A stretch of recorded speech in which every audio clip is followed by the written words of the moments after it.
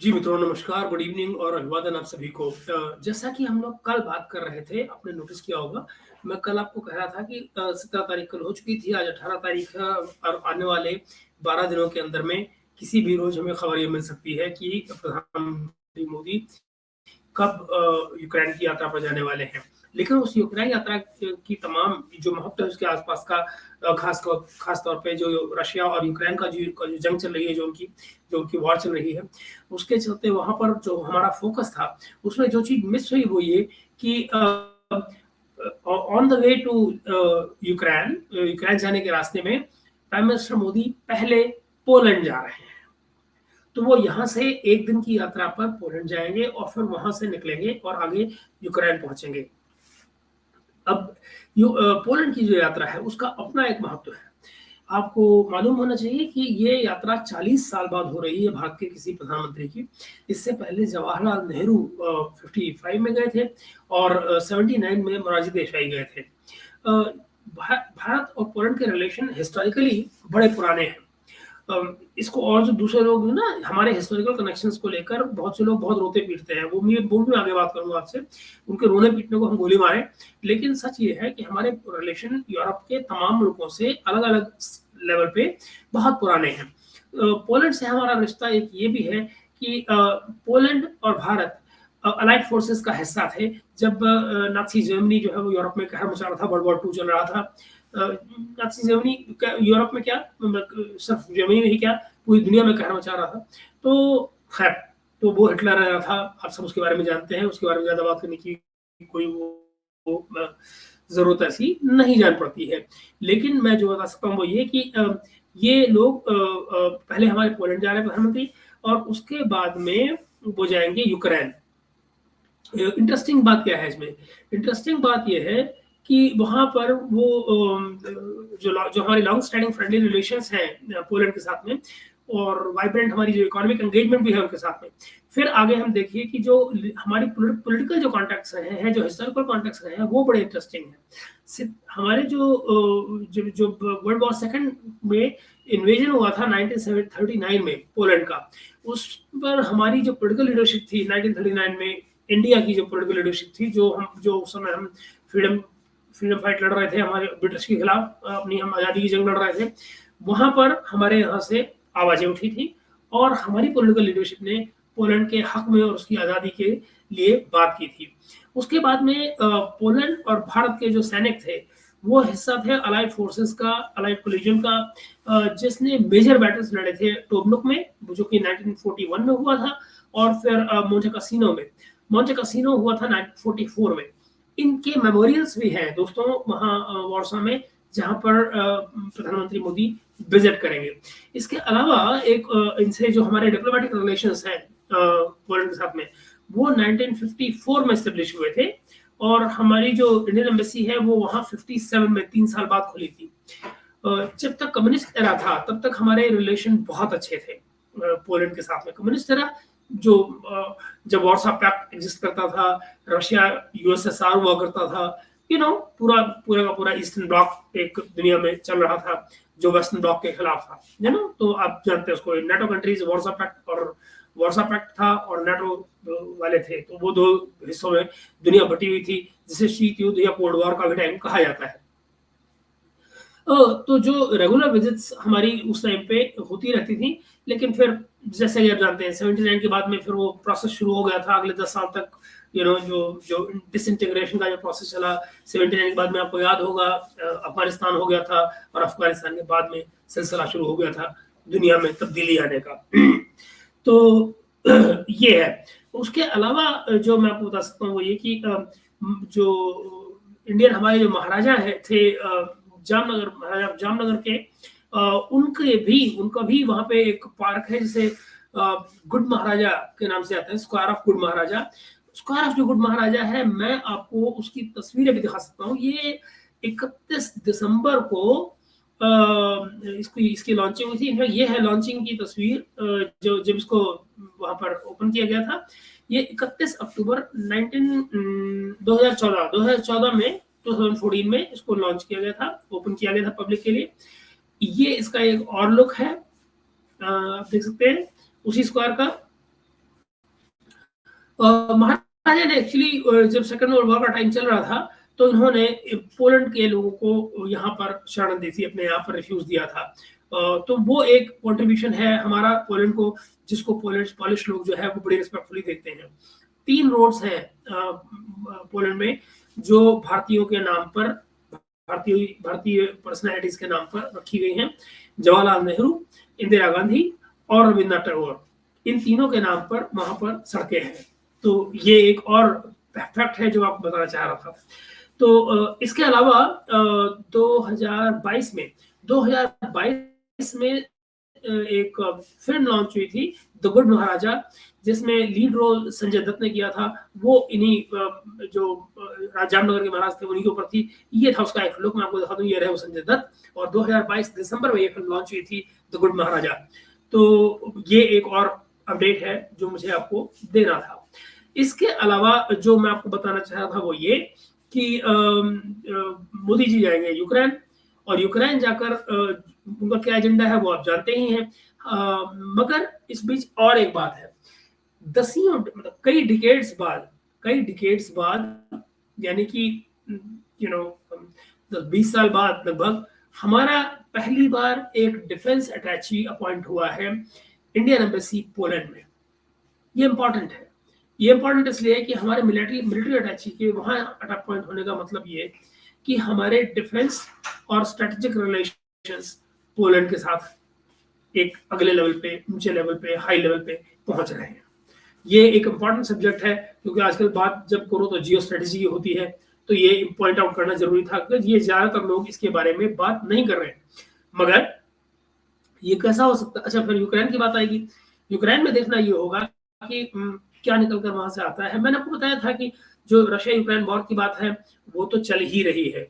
मैं आपको उस बारे में कुछ और भी एक चीज दिखाना चाहता हूँ, जिसकी मैं सेकंड में आपको कुछ दिखाता हूँ, बिकॉज मैं कई दिनों से आपसे उसके बारे में बात कर रहा था कि ये जो तमाम इमा चिमा जैसे लोग जो कहानी सुना रहे हैं हमको कि नहीं साहब, ये मोदी जी जो है बैलेंस करने के लिए जा रहे हैं, बैलेंस की बातें बना रहे हैं।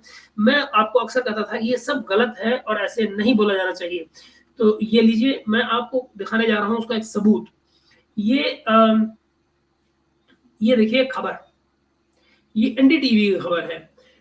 एनडीटीवी की खबर है, Putin Zelensky invite PM Modi after elections, see India as a peace maker. आप देख रहे हैं, Putin Zelensky invite PM Modi after elections, see India as a peace maker, right. यही वो खबर है जिसको मैं रोज आपको याद दिलाता था कि जितने लोग हम कहानियां सुना रहे हैं, ओह इंडिया इससे डर गया, इंडिया रशिया चला गया, वेस्ट नाराज हो गया, अब इनको यूक्रेन चिल्ला दिया है, ज़ेलेंस्की बोल दिया है और भारत को बैलेंस करने के लिए वहां जाना पड़ेगा। ये सब की सब अटर नॉनसेंस थी। ये दोनों को दोनों भारत को बुला रहे थे। This is what I wanted to underline. और ये मतलब आप देख रहे हैं कि ये खबर भी मैंने आपको दिखा दी है, और ये इलेक्शन से पहले की है। ये इलेक्शन से पहले एक ही दिन में दोनों ने फोन कॉल किए थे। वो एक बड़ा दनादन फोन कॉल आया था, उसमें 3 फोन कॉलों का एक्सचेंज हुआ था। पहले रशिया से आया, फिर यूक्रेन से आया। जब यूक्रेन ने इनवाइट किया और पुतिन को पता लगा तो पुतिन ने तुरंत कॉल बैक किया मोदी जी को, बोला नहीं पहले आप हमारे आएंगे। और इसीलिए जब वो पहले रशिया गए, और जाहिर है हमारे हिस्टोरिकल कनेक्शन है रशिया के साथ में, रशिया का हमारी हिस्ट्री में कंट्रीब्यूशन रहा है, तो जाहिर है कि मोदी जी वहां जाना ही था। और वो गए तो फिर ज़ेलेंस्की कुड़क रहा था। अब वो कुड़कने वो तो नहीं बनता था, बट ठीक है, उसकी मर्जी, कुड़कना उसका हक है। तो खैर, मगर अब दोनों ही चूंकि पीस मेकर की तरह से देख रहे हैं, और माना यह जाता है कि पुतिन ने कुछ चीजें इनको बताई हैं मोदी जी को, जिनको यह शायद कोई प्रस्ताव का हिस्सा होगा जिसे लेकर वो ज़ेलेंस्की से बात करेंगे। और अगर भाई लोग राजी हो गए तो कौन जाने कि कहीं कुछ हो ही जाए, बड़ा सा अच्छी न्यूज आ जाए उनके जाने के बाद में। 21 तारीख को दौरा शुरू हो रहा है, जिसमें वो एक दिन का दौरा पहले करेंगे किसको, यहाँ पोलैंड का, और वहां से वो जाएंगे यूक्रेन। मगर इस तमाशे पर जब मैंने आपको सारी खबर दे दी है, अब इस बैकग्राउंड में जरा देखिए अपना प्यारा चीमा क्या कह रहा है। तो भैया चीमा की बात भी सुन लेते हैं इसी बारे में, वो भी आज खूब कलसन है, देखिए जरा। दोस्तों, भारत के वज़ीर-ए-आज़म Narendra Modi Poland and Ukraine का दौरा कर रहे हैं, और मजे की बात यह है कि पिछले महीने ही तो अभी वो रशिया गए हुए थे।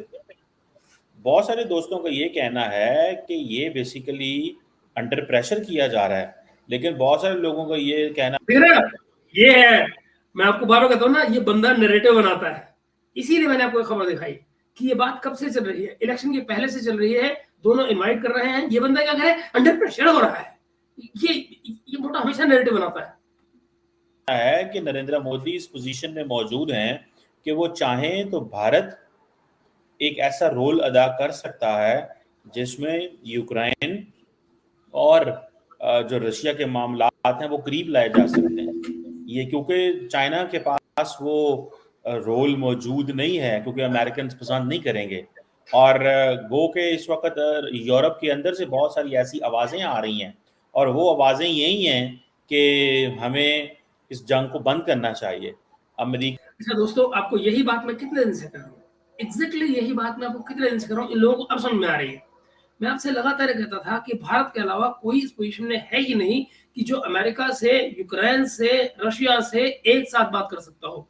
यही बात मैं आपको कल कह रहा था कि कल को अगर इस इलाके में भी जो इंटरफेरेंसेस अमेरिका कर रहा है, जब इनको बात आएगी कि भाई अमेरिका को विड्रॉ करना पड़ेगा, जैसे अफगानिस्तान से विड्रॉ किया, जैसे वियतनाम से विड्रॉ किया, हर जगह से भागे, कल को इनको जब अपनी डिस्टर्बेंसेस से भागना पड़ेगा, उस समय इनकी मदद के लिए एक ही मुल्क खड़ा होगा जो इन लोगों के बीच में एक पीस मेकर का रोल अदा करेगा, और वो भारत होगा।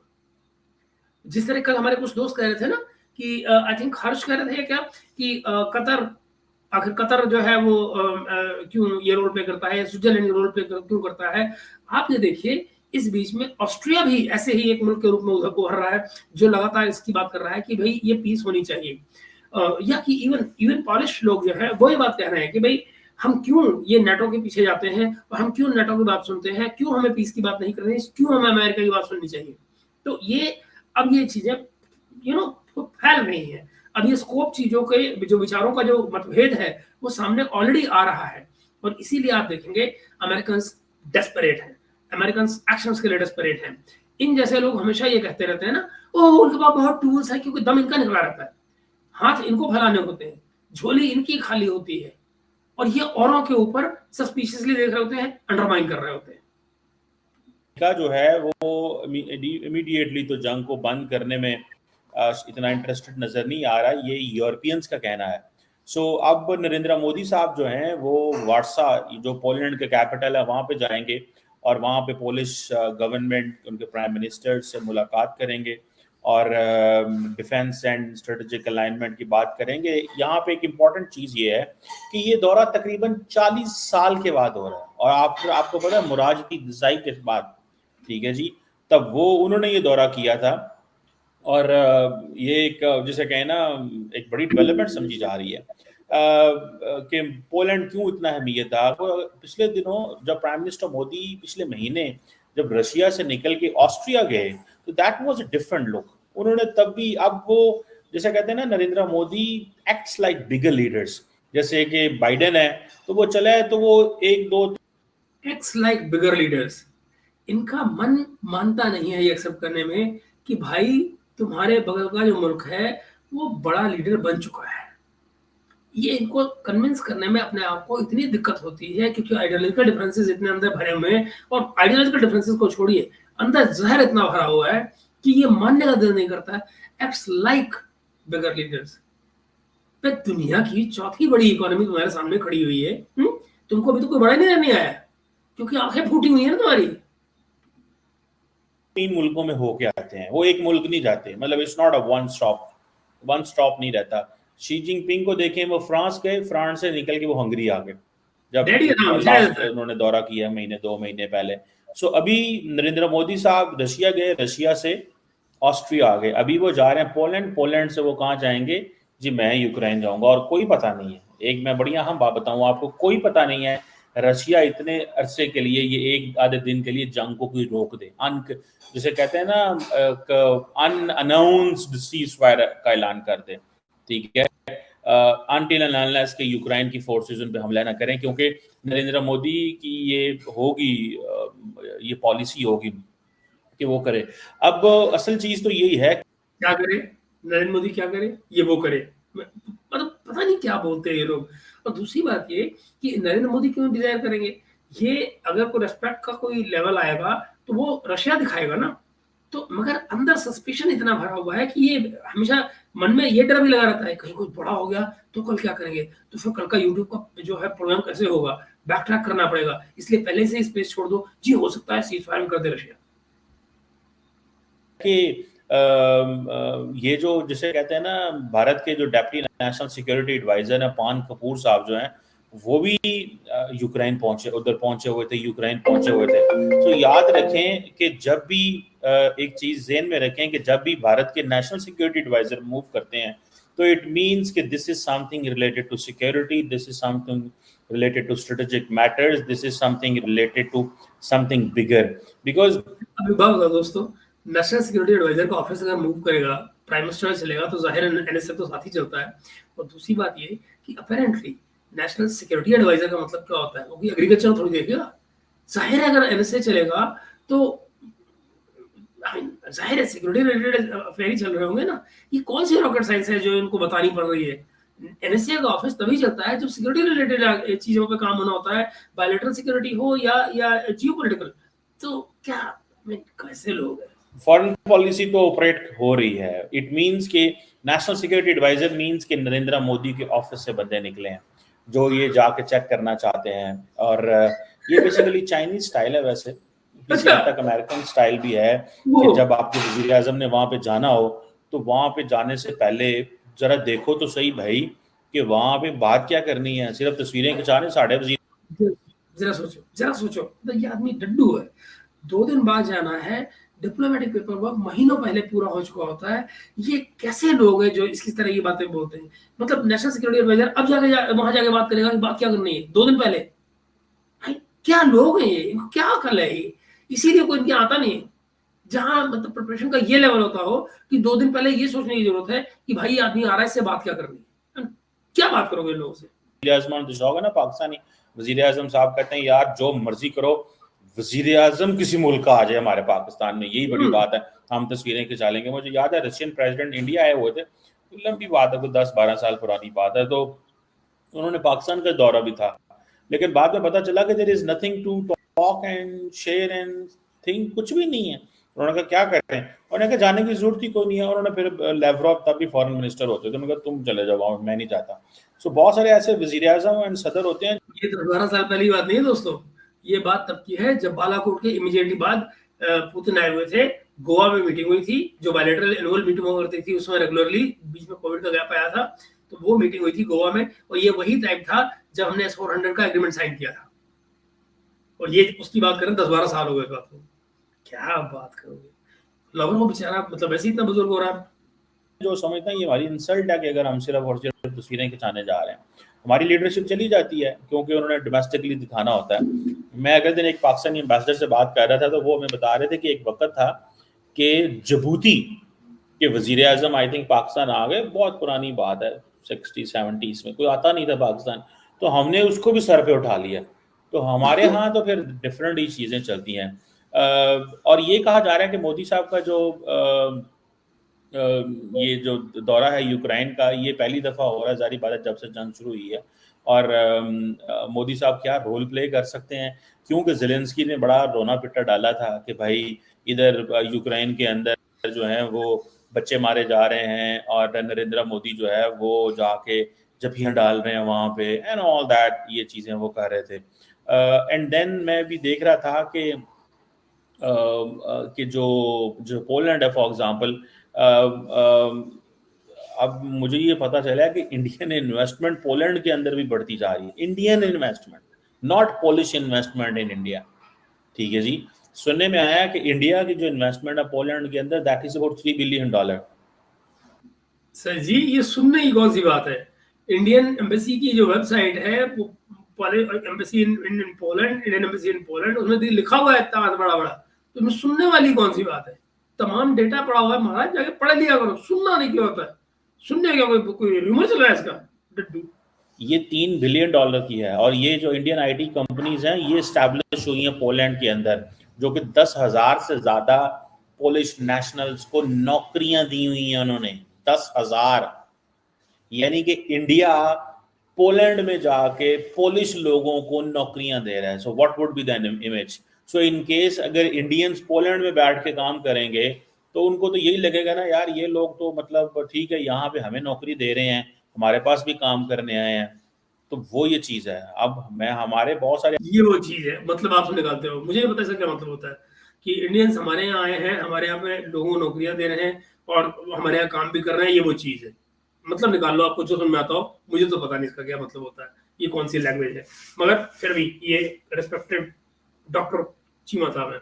और मित्रों, मैं आपको ये भी यहाँ बता दूं कि दरअसल जो आप एसएमई के लेवल में भी देखिए तो पॉलिश कंपनियों की हमारे यहाँ पर कम से कम आईटी सेक्टर में अच्छा खासा यहाँ पे काम है। मैं कुछ ऐसे लोगों दोस्तों को जानता हूँ जिन्होंने इवन वहाँ की कंपनियों से कोलैबोरेशन की है और उनके बिहाफ पे उनके ऑफिसेज यहाँ इंडिया में चल रहे हैं, कम से कम आईटी सेक्टर में, जो एसएमई लेवल पे है, कोई मल्टीनेशनल लेवल के लेवल पे नहीं है, एसएमई लेवल पे है, बट चल रहे हैं। और कुछ एक को मैं यहाँ जानता हूँ, गुड़गांव में कुछ ऑफिसेस मैंने देखे भी हैं एक्चुअली। तो you know it's a very good collaboration that is happening at the lower level, SME के लेवल पे, कम से कम आईटी के सेक्टर में। ऐसे पाकिस्तानी जब मैं उनको मिलता हूँ बाहर, कभी किसी डिप्लोमेट से मिलने का इत्तेफाक हो, तो वो कहते हैं कि हम तो बड़े केयरफुल रहते हैं कि कितना रेमिटेंस आ रहा है इटली से, फ्रांस से, पाकिस्तान की तरफ, ये जानने के लिए कि ये जो पाकिस्तानी वहाँ बैठे हुए हैं, लीगल हैं इलीगल हैं, ये पाकिस्तान में रेवेन्यू भेज रहे हैं और हमारे जो डॉलर जो है वहाँ पे कम हो रहे हैं, यूरो कम हो रहे हैं। दिस इज व्हाट दे से। सो लेकिन इंडियंस जो हैं वो पोलैंड के अंदर इन्वेस्टमेंट कर रहे हैं। सो इट मीन्स कि इंडिया का हाथ जो है पोलैंड के ऊपर बड़ा है। सो अब ये सुनने में आया कि ये जो यूरोपियन साइड है, इसमें जो पोलैंड है, इसकी जो कैपेबिलिटीज हैं in terms of food processing industry काफ़ी ज़्यादा है। तो और बहुत ज़्यादा फूड प्रोसेसिंग में काम कर रहे हैं। इंडिया, आपको पता है, I2U2 के प्लेटफॉर्म से भी फूड के वाले से काफ़ी ज़्यादा यूएई की इन्वेस्टमेंट इंडिया के अंदर कराना चाह रहा था, गुजरात एरिया में और कुछ एरियाज में तकरीबन $2 बिलियन की इन्वेस्टमेंट थी, क्योंकि इंडिया यूएई को चाहिए फूड, क्योंकि वहाँ पे फूड तो होती नहीं है, फूड सारी बाहर से आती है, तो वो कहते हैं फूड हम इंडिया से भेजा करेंगे। सो इंडिया जो है वो इन चीज़ों में अब काफ़ी ज़्यादा इस तरह की एक्सपोर्ट में, हम इस तरह में थोड़ा सा हम नहीं कर पा रहे अपने आप को अलग। मित्रों, ये जो बात कर रहे हैं ना, ये हमारे यहाँ पर पूरी एक बेल्ट है। फॉर एग्जाम्पल उत्तराखंड में अल्मोड़ा से लेके और उधर मुक्तेश्वर साइड सारा का सारा इलाका जो है इसे फ्रूट बेल्ट माना जाता है, जहाँ पर आप बहुत आसानी से और बहुत अच्छी तरह से क्लाइमेट के लेवल पे और सॉइल लेवल पे बहुत अच्छी वहाँ पे जगह है जहाँ पे हम तमाम वेस्टर्न फ्रूट्स को ग्रो कर सकते हैं, जो यूरोप में मिलते हैं उन फ्रूट्स को यहाँ ग्रो कर सकते हैं और ग्रो करते हैं बाय द वे। तो ये फॉर दैट मैटर जैसे एप्पल्स का है, तो आप ये देखिए यहाँ पर एप्पल्स जो ग्रो होते हैं, बहुत सारी जो सॉफ्टवेयर की कंपनियां हैं उन्होंने बाकायदा स्पॉन्सर कर रखा है फार्मर्स को यहाँ पे, कि जहाँ पर वो एप्पल के ट्रीज लगवाते हैं और उनके तमाम क्रॉप को बाय बैक कर लेते हैं। तो वो अपने उनके खेत को इस्तेमाल करके वहाँ पर एप्पल लगवा देते हैं और high quality apples depending upon the height at which they are located. और तो जाहिर है क्योंकि एप्पल की वैरायटी उस तरह से डिफर करती है, और फिर उसको वो बाय बैक करते हैं फार्मर्स से। एक एक प्लांट जो होता है नॉर्मली उसकी जो एज होती है वो 15 से 20 साल के करीब होती है, और दूसरे साल से प्रोडक्शन वो शुरू कर देता है और कंटिन्यूअसली उसकी जो प्रोडक्शन है एप्पल की वो बढ़ती रहती है। मेरे पास करीब 10 पेड़ लगे हुए हैं, तो I know it because I for a fact हमारे घर में सारा एप्पल अपने घर का ही होता है। तो आई नो दैट, मतलब कि ये और बहुत अच्छा प्रोडक्शन होता है, बहुत हाई क्वालिटी के प्लांट्स हैं जिनमें आपको सेकंड ईयर से ही, मतलब एप्पल तो आपको पहले साल से ही नजर आने शुरू हो जाते हैं, बट सेकंड ईयर से प्रॉपर आपको क्रॉप मिलने लग जाती है। तो this is how it is. Anyway, I'll just add up. हम तो अपनी आटा हमारा मुक जाता है पाकिस्तान का, और हमारा गंदम कैसे खत्म होती है भाईजान, आपको पता है हमारी गंदम कैसे खत्म होती है? हमारी गंदम ऐसे खत्म होती है कि हमारे जो ब्यूरोक्रेट हैं वो गेम करते तो जस्ट देवनागरी हिंदी का चक्कर कहीं आ जाए, गंदम इज व्हीट, गेहूं हैं पॉलिटिशियंस के साथ मिलके, वो गंदम इंपोर्ट करते हैं, जबकि गंदम मुल्क के अंदर होती है, लेकिन शॉर्टेज दिखाते हैं कि गंदम है नहीं। फिर 20-25 अरब डॉलर की 20-25 अरब रुपए की गंदम आती है। जब वो गंदम आती है तो उसके बाद वो गंदम किसी काम की नहीं होती, हल्की होती है, यूक्रेन से मंगवाई जाती है, हल्की गंदम होती है। जो पिछली गंदम होती है वो भी आई पड़ी सड़ जाती है, जो हुकूम बाहर से मंगवाई होती है वो भी सड़ी सुड़ जाती है, इस्तेमाल के काबिल उस तरह नहीं होती। ये हकीकत है। हमारी जो केयर टेकर प्राइम मिनिस्टर थे अनवारुल्लाह काकड़ साहब, उनके दौर में ये स्कैंडल बना था। उन्होंने 20 अरब डॉलर की 22 अरब डॉलर की 20 अरब रुपए की, सॉरी नॉट अरब डॉलर की गंदम मंगवाई थी बाहर से। और जिसका नुकसान क्या हुआ, जिसका नुकसान ये हुआ कि वो गंदम भी खराब हो गई बहुत सारी उसमें से, और कोई अकाउंटेबल भी नहीं ठहरता, क्योंकि वो ताकतवर लोग होते हैं सारे, वो एक दूसरे की इंक्वायरियां नहीं करते। तो 5, 10, 15, 20 लोगों ने आपस में थोड़े से पैसे जो है ना, कोई 15, 10, 8, 10 अरब जो है ना आपस में बांट लिया। तो क्या फर्क पड़ता है अगर एक आधा ब्यूरोक्रेट, एक 2-4 पॉलिटिशियन कोई एक आधा अरब आपस में बांट लें, कोई 1 अरब बोले जे, 1 अरब बोले जे। तो हमारा तो ये ऐसे चलता है। सो हमारी जो ये जो जिसे कहते हैं ना कि हम ये दुनिया के मुल्कों को हमने क्या जाके दिखाना है और क्या हमने करना है, हमारी तो मेरी शर्मिंदगी से सेठ डुबे ने। सच्ची बात है भाई, मैं तो करूंगा, ठीक है। ऊपर से फिर ये है कि इंडिया जो है वो, अब इंडिया ने नई चीज शुरू कर दी है कि इंडिया जहां जाता है दुनिया के जिस मुल्क में, वहां पे हिस्टोरिकल कनेक्शन ढूंढता है। ये तो ढूंढता है, जैसे कि होते नहीं है। अब इनका भी रोना ये भी चलेगा कि हम पाकिस्तानी कनेक्शन क्यों ढूंढते हैं, पाकिस्तान था ही नहीं। पाकिस्तान तो पैदा ही 47 में हुआ है। तुम्हारा पाकिस्तान उससे पहले ही चीजों में कैसे क्लेम करेगा जिन चीजों में तुम्हारा एग्जिस्टेंस ही नहीं था। The same applies to Bangladesh. तो ये पता नहीं कैसे कैसे लोग पैदा हो जाते हैं दुनिया में, बोझ कहेंगे क्या क्या बोलते हैं। ठीक है जी। और ये सुनने में आ रहा है कि ये जो 40-45 सालों में नरेंद्र मोदी साहब पहले होंगे, इससे पहले जो मुरारजी देसाई साहब गए थे 1979 के अंदर, और फिर उससे पहले इंदिरा गांधी 1967 में गई थी, फिर जवाहरलाल नेहरू गए थे, फिर उसके बाद इतना लंबा ये अरसा जो है भारत की लीडरशिप रही नहीं है। और सुनने में आया कि नरेंद्र मोदी साहब जो हैं, वो जाम साहब जो हैं, उनके यहाँ पे जाके he will pay his regards, जो कि जो कहा जाता है कि एक नवांगर गुजरात के अंदर एक प्रिंसली स्टेट थी, उसके फॉर्मर रूलर थे। सो गुड महाराजा स्क्वायर बना हुआ है उसके अंदर, वारसा के अंदर। सो वहां पे भी वो जाएंगे। सो दैट्स आई थिंक ये इंडिया अपने आप कनेक्शन कार्ड निकालता है। सो जाम साहब जो है वो अब जब दोस्तों बताओ इंडिया ने कनेक्शन क्या निकाला है, वो लोग ऑब्लाइज फील करते हैं, इस कनेक्शन की रेस्पेक्ट करते हैं। 2014 में उन्होंने स्क्वायर बनाया है, खुद पोलैंड ने बनाया है, इंडिया ने नहीं बनाया है, पोलैंड ने बनाया है। उसको उन्होंने डेडिकेट किया है, बाकायदा एक पूरा स्क्वायर उसको नेम किया है, तो स्क्वायर ऑफ महाराजा बोलते हैं उसको, स्क्वायर ऑफ गुड महाराजा। तो दैट इज इट। और एक्चुअली ये वर्ड जो है ना महाराजा, दोस्तों, ये यूरोप में बड़ा डिफरेंटली यूज किया जाता है। हम लोग उसको डिफरेंटली, हम लोग ज्यादा इंपॉर्टेंस नहीं देते। वो लोग इस वर्ड महाराजा को बहुत, मुझे याद है कि मैं 1996 में 1996 में मैं लाइप्जिग में था, और उस समय पर वहां पर मुझे जो कुछ स्कूल के बच्चे मिले थे वहां पे, जो हाई लेवल पे थे स्कूल में, 11th के आसपास के, 10th 11th years of school. वो वी वांट टू सी अ महाराजा, वो जर्मन मुझसे पूछते थे कहाँ से लाऊं, मैंने महाराजा, मैं कहा भैया कभी वहां आओगे तो मैं जयपुर में दिखा दूंगा, वही है वहां के महाराजा जो मिल जाते हैं कभी कभी। आप वहां जाओ तो you can actually ask for him, is kind and he can meet you. That is it. But this word has a lot of mystery and respect, kind of a mix of both. वो लेकर वो लोग चलते हैं। तो महाराजा लफ्ज उनके लिए जो है ना, वो लिखते डिफरेंटली हैं, जैसे जर्मन में तो वो जा जो होता है ना उनके, वो हम बाकी सब तो वैसे वैसे लिखते हैं, लेकिन आखिर में जहाँ पे JA आता है आपका, वहाँ वो DSCH ऐसे करके लिखते हैं उसको, जा को। तो बट डिफरेंटली लिखते हैं महाराजा को। एनीवे, तो let's see what he has to say further. कहा जाता है कि उन्होंने उनके बारे में ये मशहूर है कि उन्होंने बहुत सारे जो पोलिश चिल्ड्रन थे वर्ल्ड वार 2 के अंदर, उनको रिफ्यूज दी थी। ठीक है जी, जब नाजी जर्मनी उस वक्त उन्होंने सारा कैप्चर कर लिया था, सोवियत यूनियन उस वक्त अंदर स्टालिन थी, और कहा जाता है दोस्तों जस्ट फॉर इंफॉर्मेशन, ये नाजी नहीं होता है, नात्सी होता है। नात्सी, ना आधा था, सा बड़ी की मात्रा, तो वो नात्सी, ये नात्सी लफ्ज होता है ना कि नाजी, ये सब हमारे यहाँ से बोलते हैं सब डब डब, और जो प्रोनाउंसिएशन है वो नात्सी है।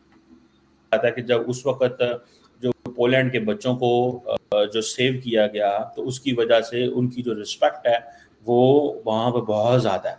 सो ये चीज़ें जो हैं, ये कहा जाता है कि ये 2014 में ये गुड महाराजा स्क्वायर जो था वो PM मोदी तब वज़ीर-ए-आज़म थे, ये बनाया गया था।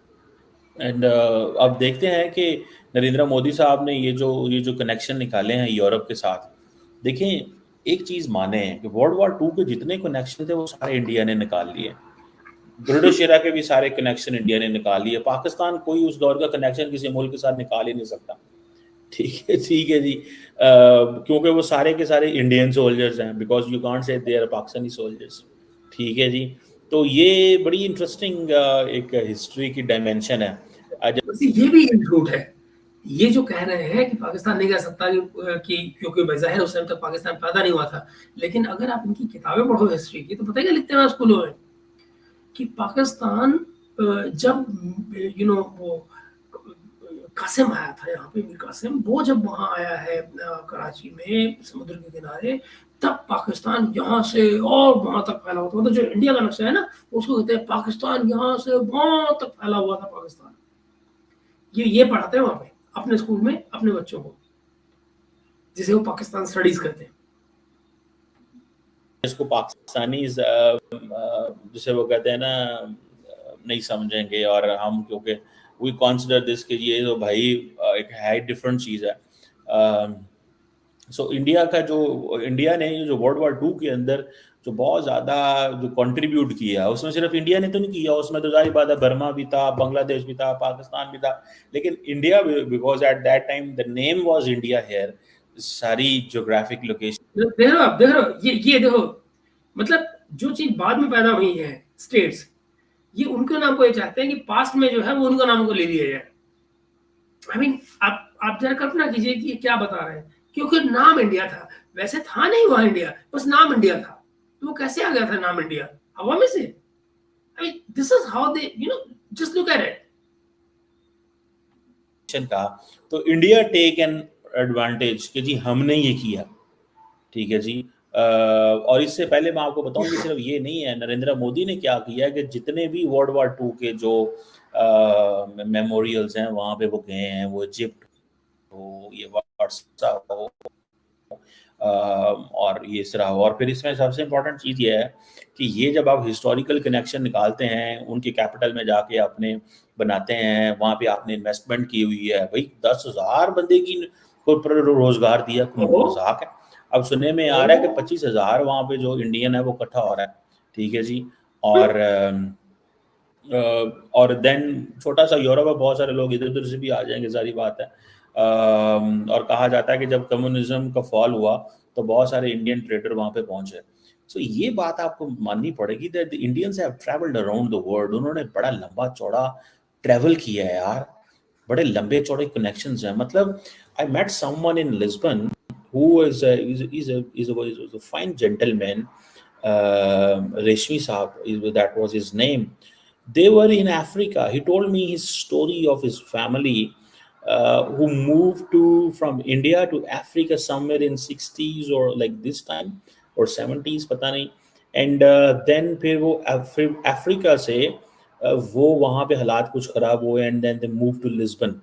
And he's been staying in Portugal for about 50 years. And I was like, कमाल है भाई कि ये चीज़ आपको देना पड़ेगी। So he contacted me via an email, and मुझे ये चीज़ बड़ी fascinate की। And then still he has connections in Gujarat and in India, and he has been asking his children to go India, and they are fully connected with history, they're fully connected with the people, they're fully connected with this idea of India, and they are fully Portuguese, they are fully Indian. अब जाहिर बात है next generation में वो चीज़ नहीं रहती, history of. दोस्तों एक बात बताओ, ये जो कह रहे हैं खासियत बता रहे हैं हिंदुस्तानियों की, क्या दरअसल एक नॉर्मल हिंदुस्तानी या नॉर्मल ह्यूमन बीइंग ऐसा ही नहीं होता है? न तो वो अपने पास्ट को भूल सकता है, ना वो अपने कल्चरल हेरिटेज को भूल सकता है, ना वो अपनी कल्चरल लाइफ को भूल सकता है, क्योंकि वो उसी में पैदा और बढ़ा हुआ है। लेकिन और जाहिर है कि वो अपनी नेक्स्ट जनरेशन को उसमें से जो भी दे सकता है वो देता है। मैं एक दोस्त को जानता हूँ, एमबेसी में थे, वो डायरेक्टर हुआ करते थे फार्मास्यूटिकल के, Kulwinder Singh, and he was and even now posted in Australia में ही। और ऑस्ट्रेलिया से कैन यू बिलीव इट, वो एम्बेसी क्यों शिफ्ट हुए थे? करीब 4-5 साल वो एम्बेसी में आकर रहे, और बिकॉज उनकी एक डॉटर थी, and daughter was entering the teenage at that time, and he wanted कि मैं नहीं चाहता कि टीनेज का जो टेस्ट है वो उसको अब्रॉड का लगे, वहाँ के जिस तरह से वो अपनी कल्चरल लाइफ जीते हैं, which is normal for them, I respect that as well. But he जो उसके अंदर की जो इंडियननेस थी और जो उसके अंदर का जो सिख था, वो ये चाह रहा था कि जो मेरी बच्ची है वो मेरी कंट्री के कल्चर में बड़ी हो उस वक्त पर जब उसकी एज का एक अडल्टहुड शुरू हो रही है, ट्रांसफॉर्मेशन शुरू हो रहा है उसके अडल्टहुड का, और वो यहाँ पर आकर 5 साल एंड मैक्सिमम उसने जॉब सिर्फ इसलिए की as a director because he wanted his child to grow like that in the culture where he belongs to, the soil he belongs to। और अब तो ये देखिए, तो बेसिकली मुझे लगता है ये बड़ा नॉर्मल ह्यूमन बिहेवियर है कि कोई आदमी अपने बच्चों को वो हेरिटेज हैंड ओवर करना चाहता है इस तरह से, उन एक्सपीरियंसेस के साथ में, लाइफ के साथ में, जो जो उसकी बैकग्राउंड है, जो रियल कल्चर है, और बजाय इसके, और फिर उसके बाद में उस बैकग्राउंड को लेके आप दूसरी कंट्री की कल्चर को अप्रिशिएट भी कर सकते हैं, उसमें अपने आप को इंटीग्रेट भी कर सकते हैं, and yet you can remain who you are. आपको आइडेंटिटी क्राइसिस कभी नहीं होता। That is what I mean. And वो एक नॉर्मल होना चाहिए। बट जो अपना पाकिस्तानी है वो जाहिर है वो इन चीजों में बिलीव नहीं करता, इंटीग्रेशन उसका है ही नहीं, तो जहाँ पहुंचे सरिया आ जाता है। तो आगे देखिए आगे क्या करें, चेंज हो जाती है। But that Saab, Rashmi Saab, he was a fine gentleman, and he told me this is his entire story, and this is the story of many Indians in Europe. पाकिस्तानियों की स्टोरी ये है कि Pakistani the moment they come Europe, उन्होंने पहला अंदर card लेके वापस जाके मैं कोठी बनानी पाकिस्तान, ठीक है जी, वो तो शरीका नु साड़ना है। मतलब ये जो चीज़ है ना, शरीका नु साड़ना है, ए भाईजान है जड़ी है ना game. And frankly speaking this is like to me, मैंने भी ये चीज़ महसूस की है, ये कोई बुरी बात नहीं है, लेकिन wherever I go in Europe और America, so normally we find जो फाइन डाइनिंग है you will find at the Indian restaurants, because Indian restaurants serve alcohol and all that, so वो दे अट्रैक्ट दी लोकल्स, वो locals को attract करते हैं, they don't go for the Indian Pakistani Bangladeshi diaspora, वो उनको नहीं attract करते हैं, ठीक है जी। सो ये इनको एक बहुत बड़ी एडवांटेज जाती है इंडियंस को, जो कि पाकिस्तानियों को नहीं है, because the Pakistanis who left in Pakistan 50 years ago they are gone, like they don't have any connection, या इवन इफ दे हैव, मतलब वो एक और चीज़ हो जाती है, बिकॉज 40-50 साल आपने हर चीज़ पाकिस्तान से ख़त्म कर दी है, but this Indians they are like into it. अब ये सुने कि मोदी साहब वहाँ पे कोई जो है ना बड़े लंबे चौड़े खताब करेंगे वहाँ पे, और खताब करेंगे, एंड कोई लंबे चौड़े खताब नहीं कर रहे, क्यों घबरा रहे भाई, वो खाली एक जो इंडियंस इकट्ठे हो रहे हैं, मोदी जी का ट्रेडमार्क बन चुका है जब से जयशंकर जी ने फॉरेन मिनिस्ट्री संभाली है, वो पहले से ही हुआ था अमेरिका में जब वो थे, तो भाई जब भी वो जाते हैं विदेशों में तो वहां जो मौजूद हिंदुस्तानी होते हैं उनको वो एक बार मिलते हैं और एड्रेस करते हैं, दैट इज इट। लंबे चौड़े खताब करते तो खून जलता रहता है, लोग नवाज में खताब हो गया, लोगों को वो मिलेंगे, खताब करेंगे, अपनी कहानी सुनाएंगे।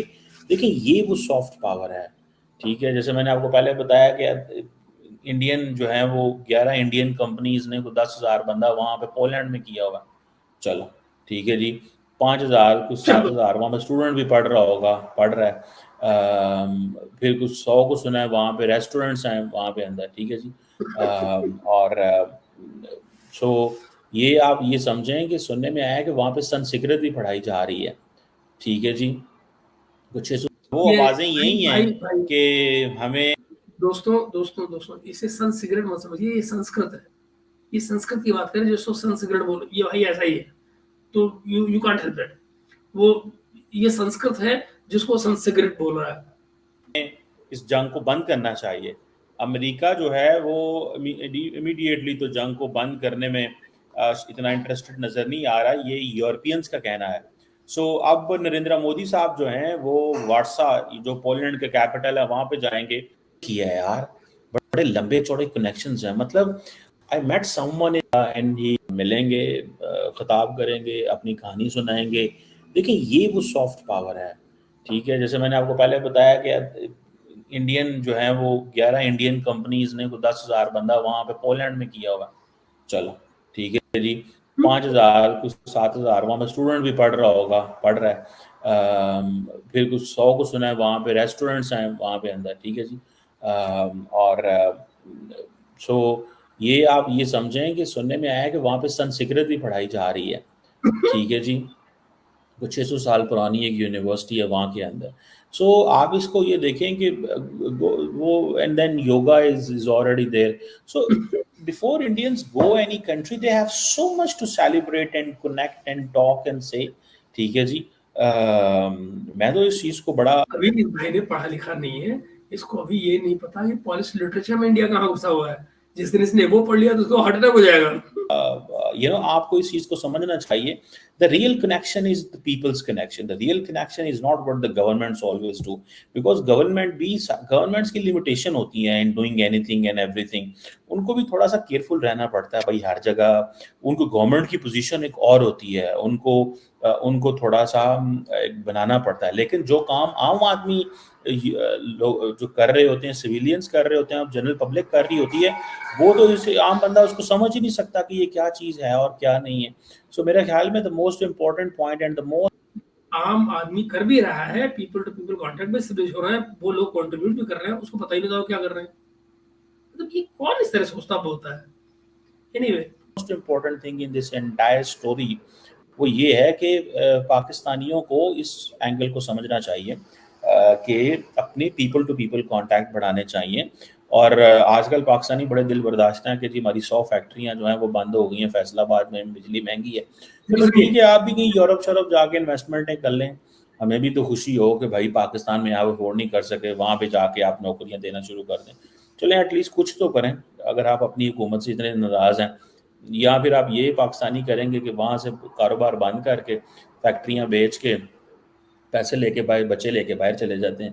They don't look back for the country. But that's another separate story. Let's see what Prime Minister Modi gets in Poland and Ukraine, and is Prime Minister. ये देख रहे हैं आप, ये देख रहे हैं. What Prime Minister Modi gets in Poland and Ukraine. अरे लल्ला, कभी देने की भी बात किया करो. It's not always about taking. It's not always about getting.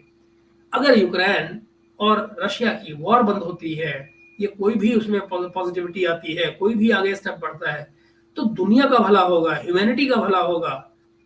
उसमें हिंदुस्तान को कुछ नहीं मिल जाएगा, मोदी को कुछ नहीं मिल जाएगा. इनकी सोच ही इतनी है, and that is why they are what they are. आप सोच रहे हैं ये जो तमाम इनके बोलने के मतलब है, इसमें आप ये देखिए कि जो ये औरों को कह रहे हैं कि पाकिस्तान को ये करना चाहिए, पाकिस्तानी पब्लिक को ये करना चाहिए, दरअसल करने की हालत इनमें भी नहीं है. सोच ही इतनी है. Let's see what India gets in, or Modi gets in Ukraine and Poland. वही जो कहा जाता है ना कि भाई आप हमारे यहाँ आएंगे तो क्या लेकर आएंगे, हम आपके आएंगे तो आप हमें क्या देंगे, वाली बात. ये सारा किस्सा वही है और कुछ नहीं है. So Modi able enough to make the West happy on his Ukraine visit, because उस पे बड़ा उन्होंने शोर डाला था कि make West happy with this Ukraine visit, because उसने शोर डाला है ज़ेलेंस्की ने जब रशिया गए थे. हमें क्या फर्क पड़ता है कि वो क्या शोर डाल रहा है, क्या नहीं शोर डाल रहा है, हमको फर्क पड़ता है क्या. और मोदी ने जो करना था, जो उसको कहना था, पुतिन को उन्होंने कहा, और पुतिन ने सिर झुका के सुना. वो हमारी दोस्ती का लेवल है. गया क्या हुआ, कैसे हुआ, तो ये एक चीज जो है वो बड़ी डेलिकेट है. But will keep watching and tracking this what comes out of, and Zelensky खुश भी होता है कि नहीं होता और क्या करता है. आप देख रहे हैं दोस्तों, मतलब ये लेवल है कि हम ज़ेलेंस्की को खुश करने के लिए जा रहे हैं. हमारा पर्पस ये है कि हम ज़ेलेंस्की को खुश करने के लिए जा रहे हैं. ये इनकी सोच है. तो इनका मतलब that's the reason I wanted to show you ये किस लेवल पे सोचते हैं, इनका स्टैंडर्ड क्या है सोचने का. एनीवे, तो ये वो प्रोग्राम था जो मुझे आपको देना था. अभी एक और चीज मुझे आपको दिखानी है जिसमें उन्होंने बहुत गंदी तरह से रिएक्ट किया है. वो है कि जो ग्लोबल साउथ में से जयशंकर जी ने कल शाम को जो बात कही थी प्रेस कॉन्फ्रेंस में कि हमने पाकिस्तान को इनवाइट ही नहीं किया, पाकिस्तान चाइना को हमने इनवाइट ही नहीं किया. और कल ये आपको याद है क्या कहते थे, वो 15-20 लोग आ जाते हैं ग्लोबल साउथ के, उससे भारत जो है वो कॉन्फ्रेंस करवा रहा है, अमेरिका मना कर दे तो कोई नहीं आएगा. मैंने बाद में चेक किया उसको, 123 कंट्रीज आई हैं, 123 कंट्रीज जिन्होंने पार्टिसिपेट किया है ग्लोबल साउथ समिट में कल ऑनलाइन, और ये अपनी कहानी सुना रहे हैं. एनीवे दोस्तों, हम मिलते हैं एक बार फिर से अभी देर रात को अपनी कन्वर्सेशन में, और तब तक के लिए आप सभी का शुक्रिया.